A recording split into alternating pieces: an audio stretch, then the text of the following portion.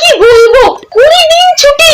আমাদের বাড়ির ওখানে না কোনো ফাস্ট ফুডের দোকান নেই বুঝলি, স্কুলে এসে তো এটা ওটা একটু খেতে পেতাম।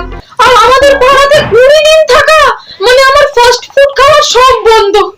কি করে যে থাকবো এতদিন এসব না খেয়ে? ঘুগনি, এগ রোল, চাউমিন, ডিম টোস্ট, আইসক্রিম এইসব না খেয়ে যে আমি কি করে থাকবো? তুই তো জানিস যে আমি স্কুলে এসে এগুলো খেতে কত ভালোবাসি। এগুলো খাওয়ার জন্যই তো আমি স্কুলে আসতাম, তাই না? এখন যে 20টা দিন বাড়িতে কি করে কাটাবো এগুলো না খেয়ে? শেফালি ম্যাম, আমি আপনাকে কতদিন দেখতে পাবো না। আপনি আমার কত ফেভারিট জানেন।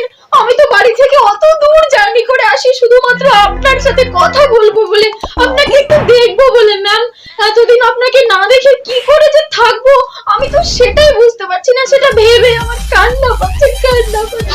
ম্যাম, আমি যেমন আপনাকে মিস করব, আপনিও কি আমাকে মিস করবেন না? স্কুলে এসে টিফিন টাইমে আপনার সাথে আমি রিলস বানাতাম। সেই রিলস গুলো আপনার সাথে না বানালে আমার মনটা যে চটপট করবে। ম্যাম, ম্যাম, আপনার ইউটিউব চ্যানেলটা তো আমার রিলসের জন্যই ভাইরাল হয়েছিল। তার মানে এই 20 দিনে আমি রিলস করতে পারবো না? আপনার চ্যানেলটা তো রিচ ডাউন হয়ে যাবে, তাই না ম্যাম? রোজ সকাল 10টা থেকে বিকেল 4টে পর্যন্ত আমি এই বেঞ্চটাতে বসেই কাটাতাম। এখন এই বেঞ্চটাকে ছেড়ে আমাকে 20টা দিন কাটাতে হবে। আমি এই বেঞ্চটাকে ছেড়ে কি করে থাকবো? কোথায় থাকবো? কোথায় যাবো? তুই আমার সব রে বেঞ্চ। জানিস রে মিতুলি, ওই সৌভিক স্যার আছে না, উনি তো আমার ক্রাশ। ওনাকে দেখলে আমি দুটো চোখে যেন শান্তি পাই। ওনাকে আমি দু চোখে হারাই।